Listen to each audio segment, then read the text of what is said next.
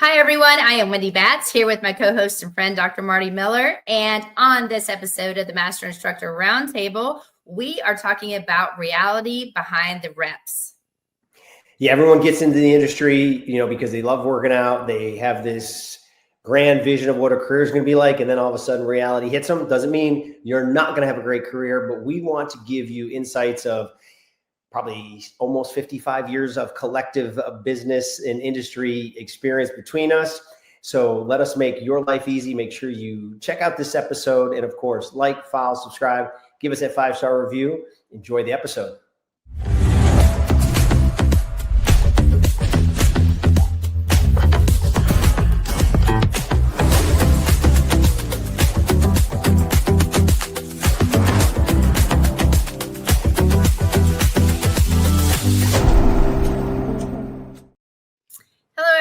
Welcome to the Master Instructor Roundtable. I am Wendy Batts here with my friend and co-host, Dr. Marty Miller. Marty, how's it going?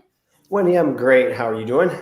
I am doing wonderful. And on this episode, we are going to talk about reality behind the reps.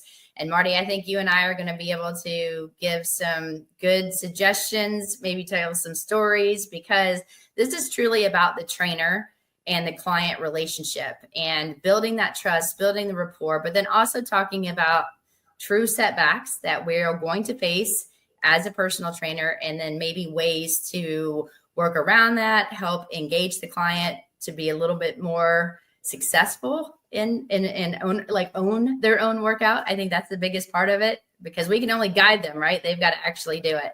So I'm ready to get started today. Yeah, I'm glad you put this one together, because, you and I finally were able to be in the same spot at the same time recently for a project. And, we were kind of talking about business, and, I've always loved the business side of things, and you can kind of equate this relationship, how you control these situations. Even if you work for somebody else, you're your own business within that business, and all these little things will be critical to the success that you have as a fitness professional. 100%. I mean, this is a hard field to get into, and then to actually build a career out of, especially if you don't have thick skin in the very beginning, because you have to work for it, Marty. You have to build your book of clientele in order to maintain it and be successful, because it's hard. Right. You have to ask for money, kind of. Yeah. I mean, I just want people, hopefully one of the key takeaways, if you're new to this industry, this will be a key takeaway. Maybe somebody that's been in the industry might have to kind of take a step back and reset, but you're going to give some time away for a while. Like, I volunteered every summer as I was going through school as an athletic trainer. It was just part of it, right? And I think sometimes people roll into fitness, they get certified, ready to enter the field, and they think they're going to have a book of business right off the bat. It's not always going to be the case, but if you do the work, put the hours in, grind, before you know it, Wendy, like you and I, we had too many clients potentially. So it can be done, but we were patient and we understood what it took. Mm-hmm. And that's actually what we're going to talk about. We're going to recognize common trainer stressors, because that is a thing.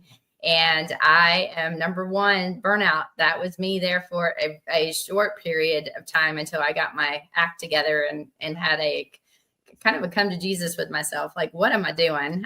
Because of the next one, which was the hours. And I had an income in mind, and I wanted to hit it, and I was going to do everything in my power to make that happen. So we're going to talk a little bit more in detail about that. We're going to understand why clients don't follow plans. We're going to talk a little bit about some barriers and predictors. And then we're going to talk about strategies to improve client adherence and trainer well-being. I think those are great points, and every one of these will be valuable to anybody that's starting or been in the industry for a long time. Mm-hmm.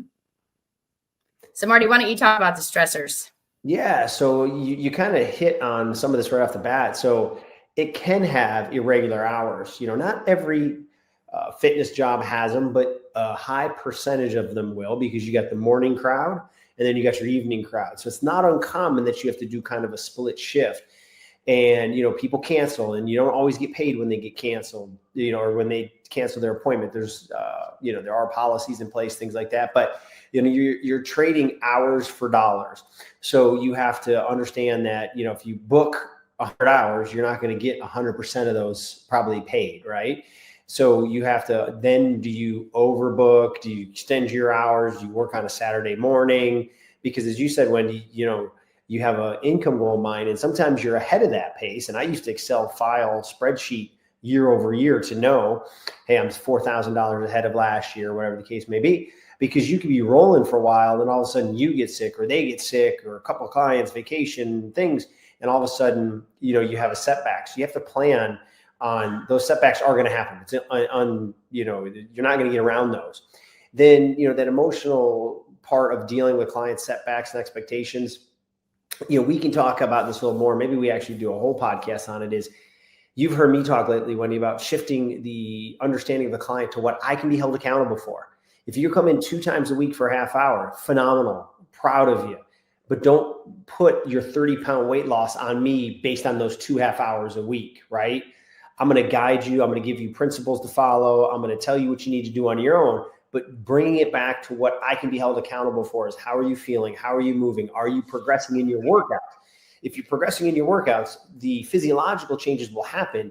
The cosmetic changes are they realistic?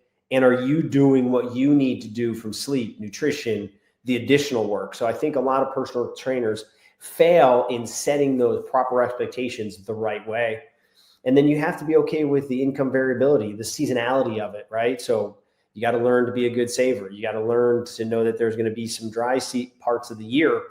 And I hear this all the time, but that I'm thrilled that there's a continuing education demand. We've done podcasts on this, that it's an investment, not an expense. I would never want to work in an industry myself that once you started, you knew everything you needed to know forever. So there was no requirement for continuing education. I view it as a privilege to be in an industry that's always evolving, and that you're allowed to start working in it before you have all the skill sets you may need. So I look at that differently, but that can be a stressor for some people. So hopefully we can switch that around a little bit. And then, as you're saying, the boundaries, what's going on with clients, outside sessions, weekend, holiday requests, you got to set your boundaries and do the best to stick with them. Like, I never worked Sundays. It was a hard no. I had people ask me, but I think they respected it in a sense, but you can't say yes all the time and expect to have a fruitful long-term career. Well, and Marty, when you said all the things, I'm like, yep, check, because that is unfortunately just the way that it is. And I say, unfortunately, it's actually not a bad thing, but I think a big thing too, and I had a really hard time with this. So one of my stressors personally was saying no. And I still, Marty, that's every year for when everyone's like, what is your New Year's resolution? What is it that you really want to work on for yourself? And it really is saying no, because I'm a people pleaser and I think I can help everyone. And I think number one, it's the irregular hours. Well, I would start super early because I wanted to make sure that I help those clients that had the job, so I went in early before they had to go into their job and work with them. And then I would have some people right afterwards, maybe after they dropped their children off from school, I would work with that clientele. Well, then I set this 4-hour break for myself. So I could have lunch, I could work out myself, I could shower, I could answer emails, do things that I wanted to do, and then go back and maybe work the early afternoon clients and the evening clients. And then I had a hard stop. Well, then that 4 hours became 3 hours because somebody else was, oh, my back. Oh, can I come in at lunch? Because it's really important that I see you. Oh my goodness, you help me feel so much better, but I can start, I'm doing what you're saying. And I don't want this, whatever it was, to come back. So my 4 hours turned into no hours in the middle. And then I was tacking hours on. And Marty, I was working from 5 in the morning until 6 or 7 at night with no lunch, no break. I mean, I would grab a bar in between when I was going to wash my hands between clients. And that was what I was doing. And I was like, okay, Monday, Wednesday, Friday are my long days. Tuesday, Thursdays is a half day. And it was Monday through Friday, full days, and then picked up Saturdays. It was awful. Yeah. My income was fantastic. However, what was my quality of life? And when I say, guys, that I got lost in it, it was because I struggled with that. And then it became a stress of, I'm losing my friends, my family, the time that's important to me, and the things that really are my number one priority, I put on the back burner, and it wasn't good. And so I had to have that come, that talk to myself, okay, I really do need to figure this out. And another thing too, when you're thinking about, like Marty said, with the variability on the income, you may be making a lot, but remember, you're also giving a percentage to the gym maybe that you're working with, maybe you're paying quote rent. So you have to think about that. But then also don't forget about your taxes, because if they're not holding out taxes, you're not any type of kind of employee, they're not taking any taxes out. You better make sure that, as Marty said, he kept a spreadsheet, that you're taking money and sending it in quarterly. If not, you may get penalized. If not, you also are going to end up with a small, I say small, could be big, owed amount to the government at the end of the year for tax purposes. Yep. There's the business side of it. And, we have even continuing education courses, as I talk about CEUs, on the business side of things. So if that's your weakness, invest, take that course, and you're going to learn a lot. Indeed. So the client barriers, I think this is also sometimes we take personally, but you've got to think clients are going to have a struggle with time.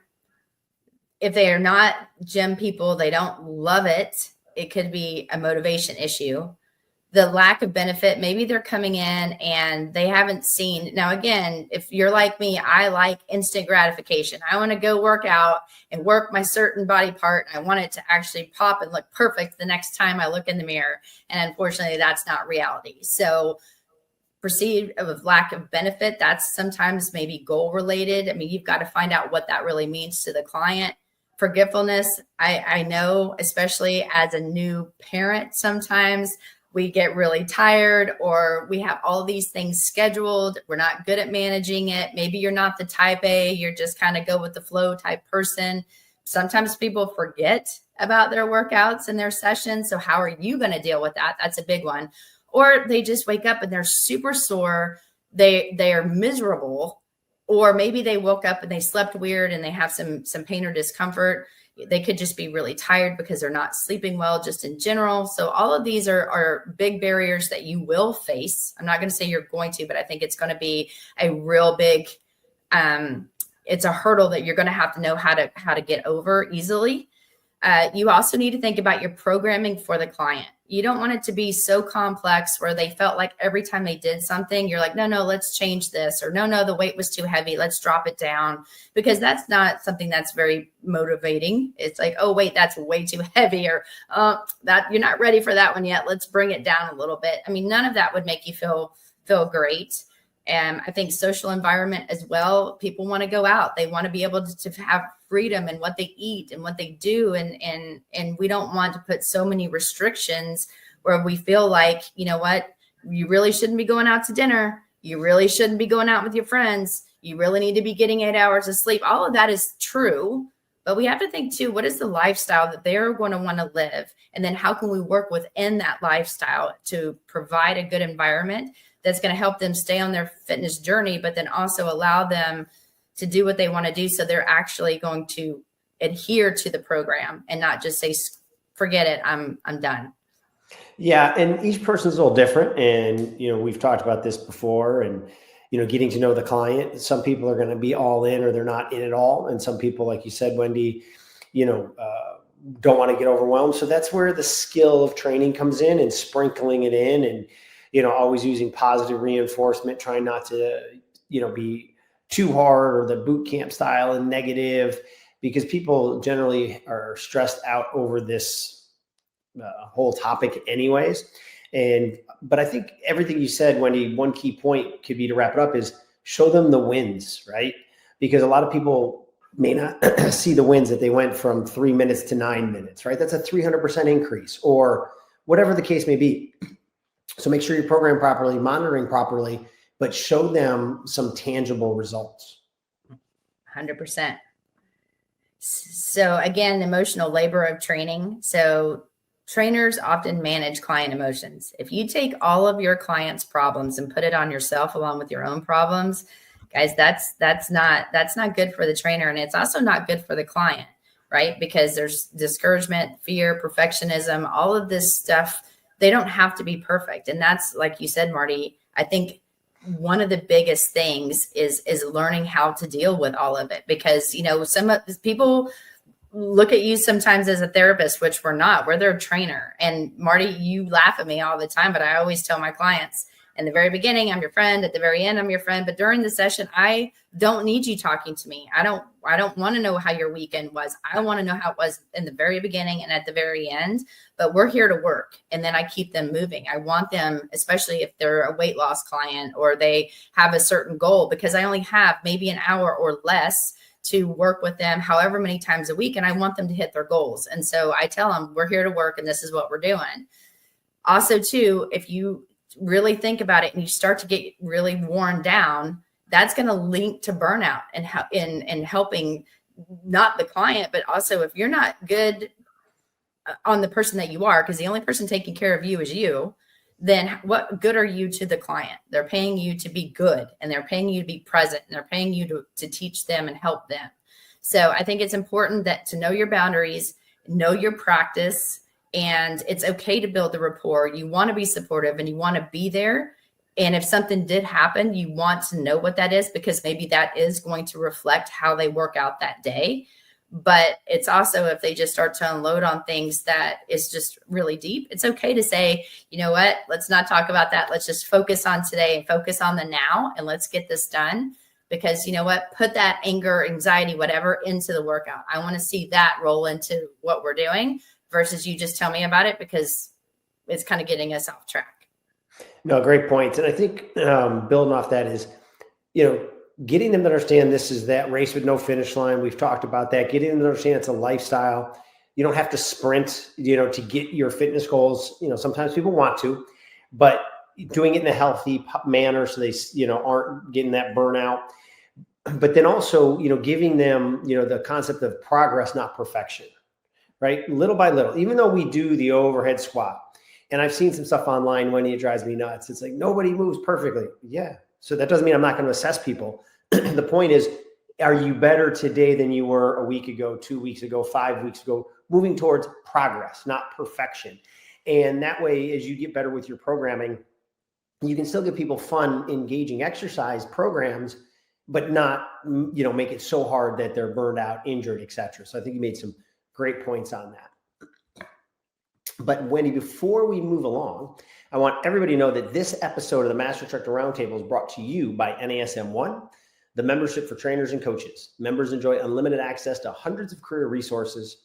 Get the Edge app to schedule and program clients. Enjoy half off all certifications and specializations, access to free CEUs, and more. All this just for $35 a month. Go to nasm.org/membership to learn more about NASM 1. Yeah. And that, Marty, I think brings us into what clients really need most. And I think we've hit all of these, but if we were to put them into 4 major bullet points, it's clarity. You want to keep them understanding that the movements need to be simple, right? Digestible next steps. This is what we're doing. I'm going to worry about designing the perfect program for you, and I'm going to make sure you execute it the best that you possibly can. And if you can do that, then I want you, and give them little things, like little nuggets to do at home. Even if Ken and I did something on Random Fit, if you missed it, you should check it out, by the way.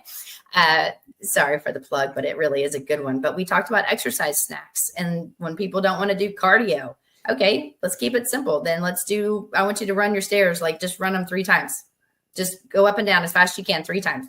Be safe. Don't run down, or don't run down them. But I want you to run up them as fast as you can and then come back down. Little digestible things that they can do to keep them successful. And they're like, oh, I can do that. I'm like, all right.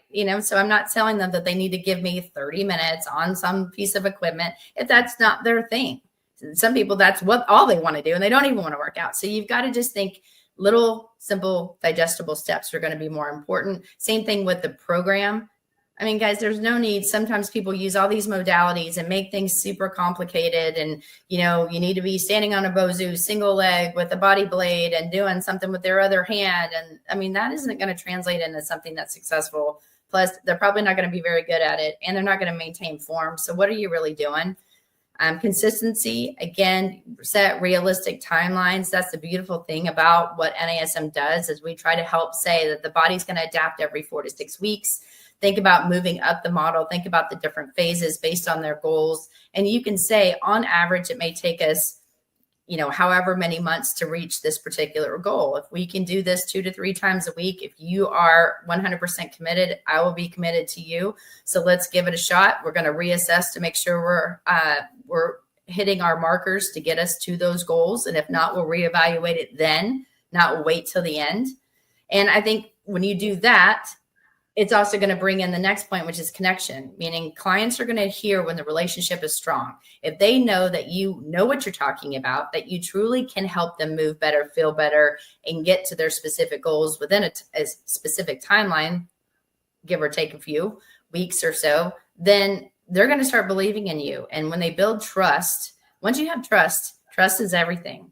I mean, and that goes around everything, whether it's your relationships with your family, with your friends, especially with your clients too. There's no difference. You want to have that connection and you want to be present when they're there. And then, of course, when we're looking at the last one too, you want to think too about confidence. You want quick wins, as Marty just said. Quick wins improve long-term buy-in. Give them something that they can do where they are seeing progress. And if they see progress and they're doing things that they never thought they were going to be able to do, then it's really hard to lose that client. It really is. I've had clients for years and they were like, it has to be you.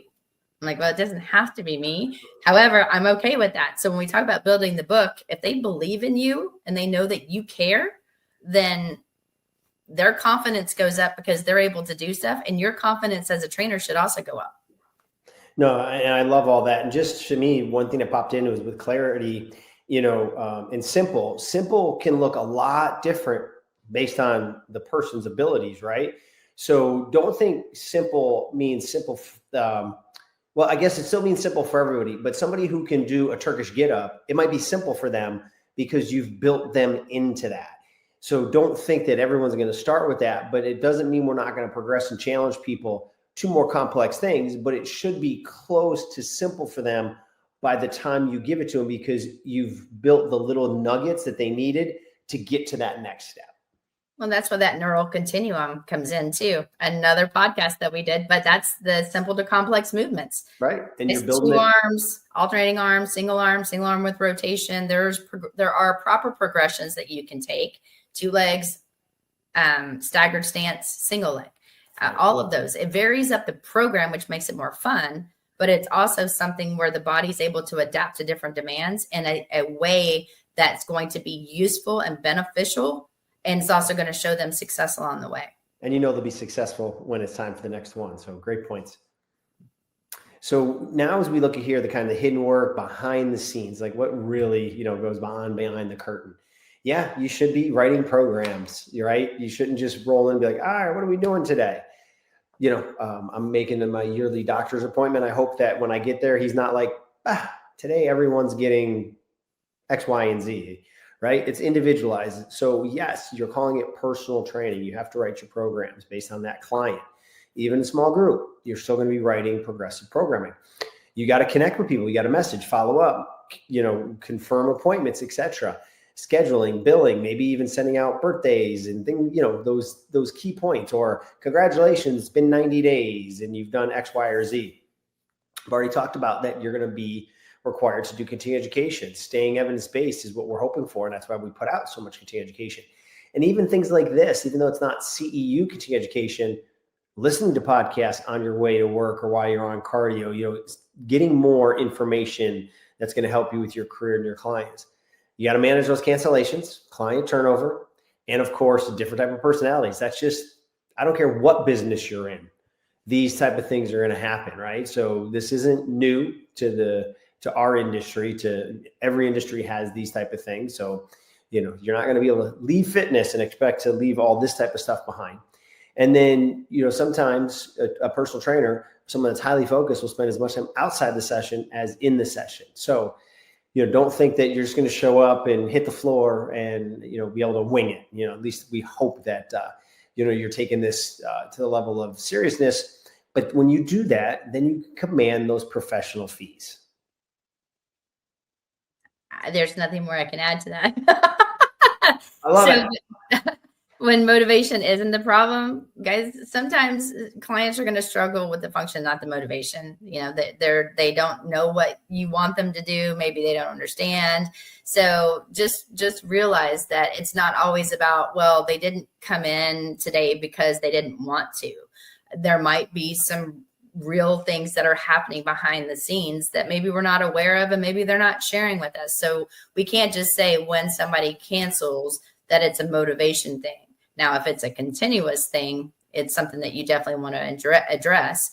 But when you look at research, it shows environment, stress, and being overwhelmed, reduces the follow through. So sometimes if you're giving them too much, or they're not comfortable at the gym, or they've got a lot of stresses going on at home or at work, then sometimes that will just say, you know what, I can't handle the gym today. When in all reality, the gym is the best place for them sometimes. So you're going to have to then change the script and say, listen, you're going through a lot. Let me help your body feel better. And if we can go and just get some of this stress out, that's the negative stress, and put good stress into your body, you're going to feel better. You really will. Just let's try it. And then at that point, they're going to be like, okay, that's fine. And I think, building frictionless, if you will, habits. So prep cues, have calendar reminders, simplify the tasks. Just, again, these are easy things. And one of the things one of my clients said to me is like, you know what, you're the only trainer that I've ever had. And this person has had multiple trainers in the past. And this person doesn't even live, they'll come and see me, but I'll still send a message like, hey, as a reminder, I'll see you tomorrow at 8 a.m. Looking forward to it. I always send a reminder. I don't have to. They're grown people. They should be able to put this in their calendar. But I also don't want to go somewhere and be somewhere at 8 o'clock in the morning, and then they are one of those people that forgot. Because if they don't cancel at that moment, I charge them. And I tell everyone that. I send you a reminder, and it may not be 24 hours in advance, but it'll be the day of. And if you just say, oh my goodness, I'm so sorry, this popped up and I meant to let you know, then I can go ahead and rearrange my schedule so I don't have that hole. I don't like having holes in my schedule. I like to go one right after the other. That's me personally. So I can adjust. And if I can't adjust, it's after 24 hours. They're still responsible for it. And they all know that because it was very well, we talked about that in the very beginning. And they signed a document saying without 24-hour cancellation policy, they're going to get charged unless it's an emergency. Great points. These are how you've been successful. And I think that, all of our audience here can learn from the successes you had, take those little nuggets and apply it to their business, but be consistent and treat it like the business that it is. Indeed. So key takeaways, Wendy, we got 4 up here. We could probably list more, but I think you did a great job consolidating our conversation into 4 key bullet points. Is you got to look at retention drives income stability more than new clients. Keep those, we call it ARR in our business, the annual recurring revenue from a person. So relationship quality is strong predictor of exercise adherence, right? You have fully know why that person's motivated. You reshift their motivations. You know what makes them tick. That's going to be great. As far as getting them to be consistent with their exercise. Adherence, quality communication, like you just said, I'm sending you messages. I'm letting you know what I expect of you. Here's your appointments, right? Run it, like I said, a business. I always get reminders when it's my time to get my, annual or semi-annual cleaning from my dentist. Yeah, they're doing it as a courtesy, but they're doing it to keep their business in their book full in case I don't know, I no-show. So other medical professionals do it. We're in that ancillary area. Let's make sure that our appointments are looked at. You message people and you make sure that you're communicating that. It'll only be helpful to them and to you. And then make sure you provide value beyond the hour that you are spending or the time you're with them. Increase your education, that consistency, your planning. It's going to come across 100% in your services. And your customers, your clients will realize it, but so will other people as they decide who they want to train with. Always on. You're always being watched, especially if you work in a big box gym, guys. That's how I built my business. They were like, I never had my phone out. I was always doing different things. I would reassess, assess. I would do things that other people weren't doing. And the other trainers sometimes weren't comfortable because I was different. And me being different is actually what made me successful. because they're like, well, why would you do this? I'm like, well, why wouldn't you do this? This is why I do it. I had the answers to the whys, why this exercise, why we do assessments, why why I'm having them roll certain things. And that again came from, like you said, Marty, your education, being able to really look at the program based on their goals and making it personal to them. And it really will. It's okay to be different. I think when we talk about reality behind the reps, it's okay to be different, as long as when you're being different, it serves a purpose for that client.